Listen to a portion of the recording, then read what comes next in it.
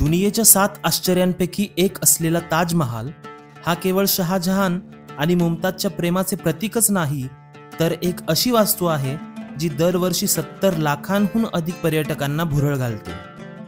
म्हणूनच ताजमहाल भारतातील सर्वाधिक भेट दिले जाणारे पर्यटन स्थळ आहे. देश विदेशातील 20,000 कारागिरांच्या मेहनतीने आग्र्यातील या मकबऱ्याच्या भिंतींमध्ये 28 प्रकारची अत्यंत अनमोल रत्ने जडवली गेली आहेत, जी पौर्णिमेच्या रात्री इतकी सुंदर दिसतात की आपण ताजमहालाकडे पाहतच राहतो. ताजमहालाशी संबंधित अनेक रहस्य आहेत, जसं की ताजमहालातील अनेक बंद खोल्यांचं रहस्य. चला तर मित्रांनो, आज मी तुम्हाला ताजमहालाचा इतिहास, वास्तुकला आणि रहस्यांशी संबंधित सर्व माहिती सांगणार आहे.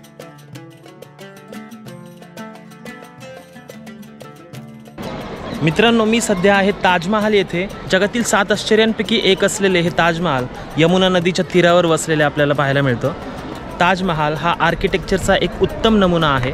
ताजमहालाची आर्किटेक्चरल शैली ही इस्लामिक, भारतीय आणि पर्शियन आर्किटेक्चरचं मिश्रण आहे. पूर्णतः संगमरवरात बनवल्यामुळे ताजमहाल हा खूपच आकर्षक दिसतो.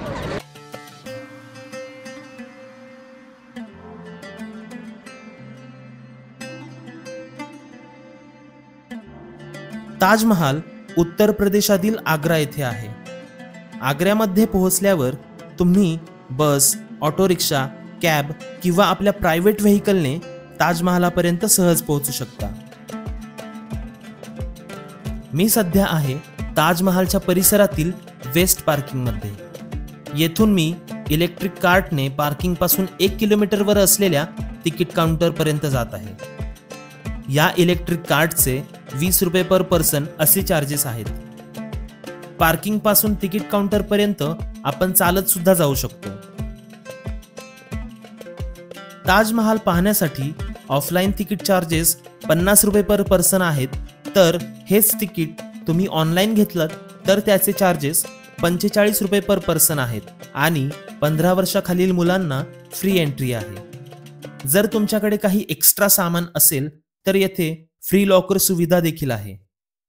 चला तर आतमध्ये जाऊया आणि जाणून घेऊया या अद्भुत वास्तूबद्दल.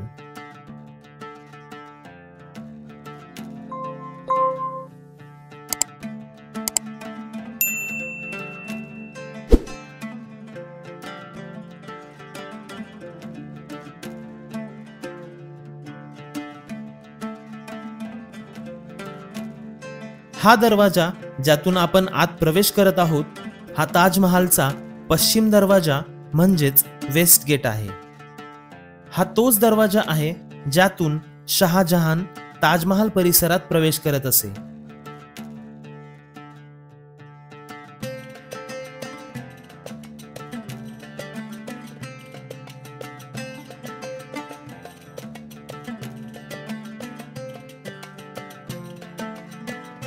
ही जी जागा तुम्ही पाहत आहात याला मीना बाजार म्हटले जायचे आणि विशेष बाब अशी की त्या काळी मीना बाजारातील दुकाने केवळ महिला चालवत असत.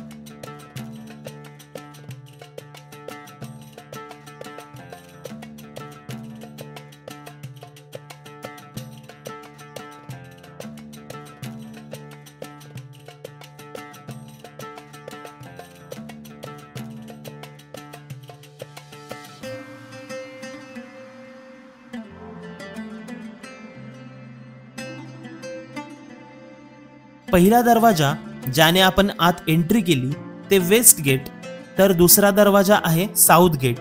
हा दरवाजा शहाजहानच्या कारागिरांसाठी बनविला होता. ताजमहाल बनविण्यासाठी आलेले कारागीर आणि त्यांच्या कुटुंबियांसाठी हा दरवाजा वापरला जात असे. तिसरा दरवाजा म्हणजे ईस्ट गेट. हे एक VIP गेट आहे. शहाजहानच्या खास व्यक्तींसाठी हा दरवाजा वापरला जात असे.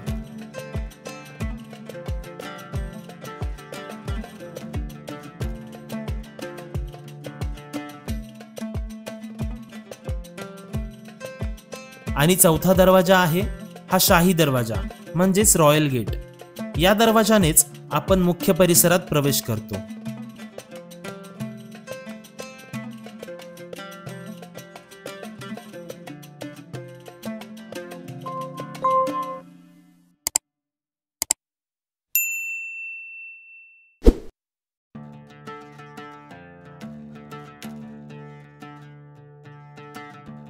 ताजमहाल भारतातील तसेच जगभरातील सर्वाधिक भेट दिल्या जाणाऱ्या वास्तूंपैकी एक आहे. प्रत्येक वर्षी देशविदेशातून साधारण 70 लाखांहून अधिक लोक ताजमहाल पाहण्यासाठी येत असतात. याचं कारण म्हणजे फक्त ताजमहालाची अप्रतिम वास्तुकलाच नाही, तर त्यामागील प्रेमकथेशी संबंधित इतिहास देखील आहे. शहाजहानने आपली पत्नी मुमताज महलच्या आठवणीत ताजमहाल बनवायला सांगितला होता. मुमताजचे खरे नाव अर्जमन बानो बेगम असं होतं आणि शहाजहानने तिला मुमताज महल हे नाव दिलं, ज्याचा अर्थ आहे महालातील सर्वात अमूल्य रत्न. मुमताज महलचा मृत्यू 38व्या वर्षी बुऱ्हाणपूरमध्ये झाला, जेव्हा ती आपल्या 14व्या मुलाला जन्म देत होती. तिच्या मृत्यूची बातमी ऐकताच शहाजहान अत्यंत दुःखी झाला. त्याला आयुष्यातील सर्व गोष्टी नष्ट झाल्यासारख्या वाटल्या. त्यानंतर शहाजहानने मुमताज महलच्या आठवणीत ताजमहल बांधण्याचे आदेश दिले.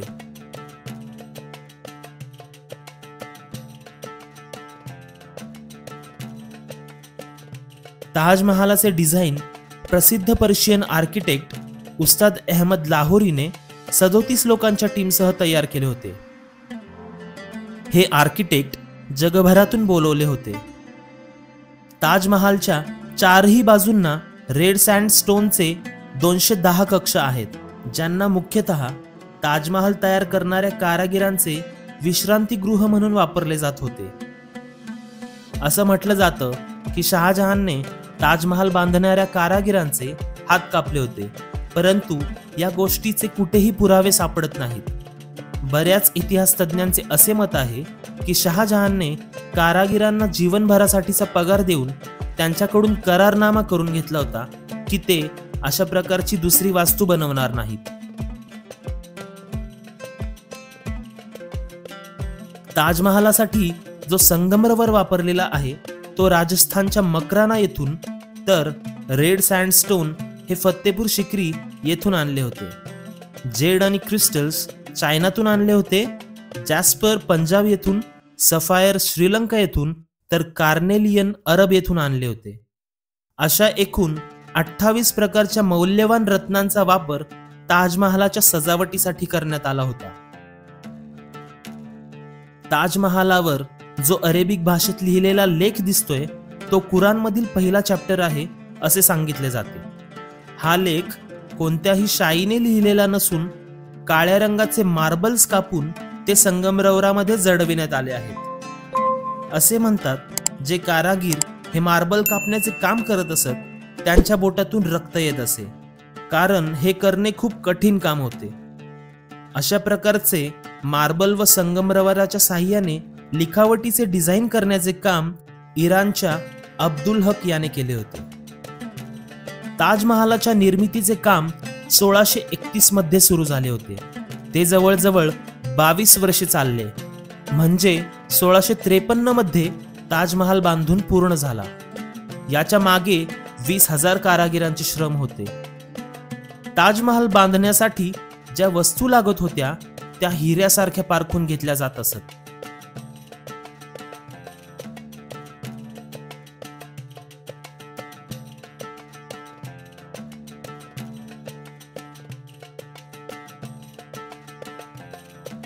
इथे जी लाल रंगाची फुले दिसत आहेत ते काही पेंटिंग नसून ते वेगवेगळ्या अतिशय महागड्या स्टोन्स पासून बनवले आहे.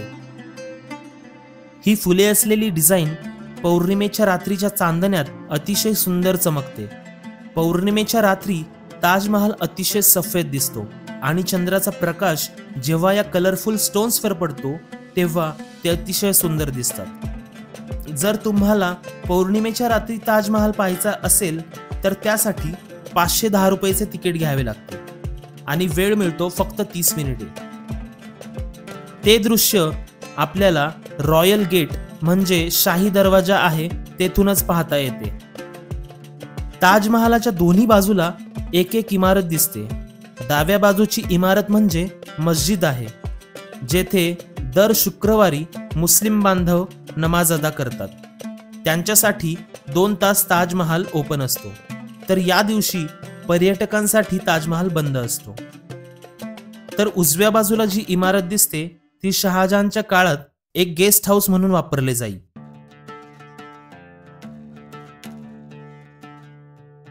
इथे जे पाण्याचे कारंजे दिसतात ते एकूण 53 आहेत। यातील एकही कारंजे नवीन नाही। हे सर्व ताजमहाल बनवला त्याच काळातील आहेत असे सांगितले जाते। ते कारंजे बिना लाईटचे तेव्हा चालत असत। त्यासाठी यमुना नदीमध्ये एक टाके होते आणि त्या टाक्यात चरखा होता। तो चरखा चालू केला की पाण्याचे कारंजे उडत असत। सध्या ते लाईटच्या सहाय्याने चालू केले जातात। ताजमहालाच्या घुमटावर जो कलश दिसत आहे तो शहाजहानच्या काळात सोन्याचा होता। नंतर तो ब्रिटिशांनी काढून नेला असे सांगितले जाते। सध्या तेथे पितळेचा कलश भारत सरकारने लावलेला आहे।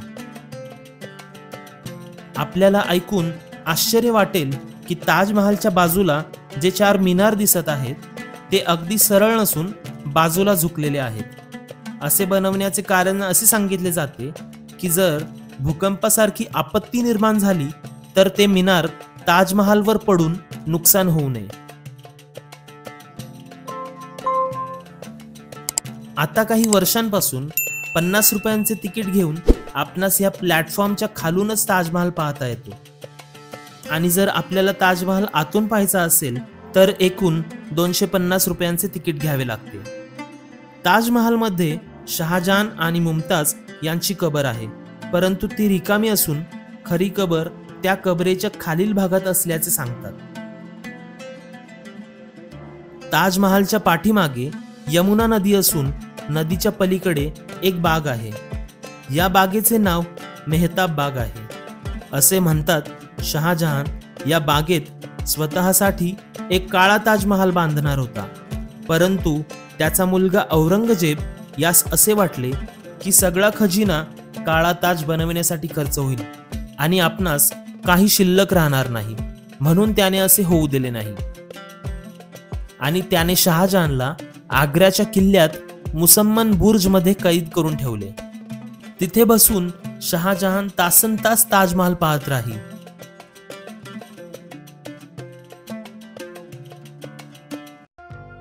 ताजमहालात एक भुयारी मार्ग आहे ज्यावर सध्या जाळी टाकलेली आहे।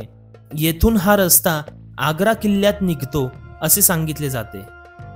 शहाजहानच्या मृत्यूनंतर त्याच्या मुली रोशन आरा आणि जहान आरा याच गुप्त मार्गाने त्याच्या मृतदेहाला ताजमहालापर्यंत घेऊन आल्या होत्या।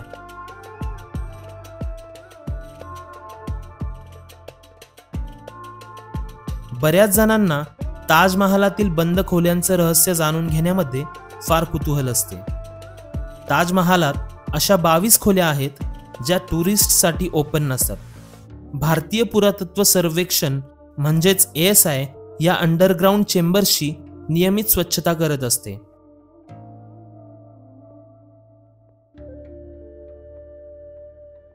तर मित्रांनो, तुम्ही देखील ही अद्भुत वास्तुकला पाहण्यासाठी ताजमहालला अवश्य भेट द्या। मित्रांनो, तुम्हाला हा ताजमहालचा व्हिडिओ कसा वाटला हे मला कमेंट्स करून नक्की कळवा। व्हिडिओ आवडला असेल तर लाईक करा आणि शेअर करा तुमच्या मित्रमैत्रिणींसोबत आणि फॅमिली सोबत। भेटूया पुढील व्हिडिओमध्ये। जय हिंद, जय भारत।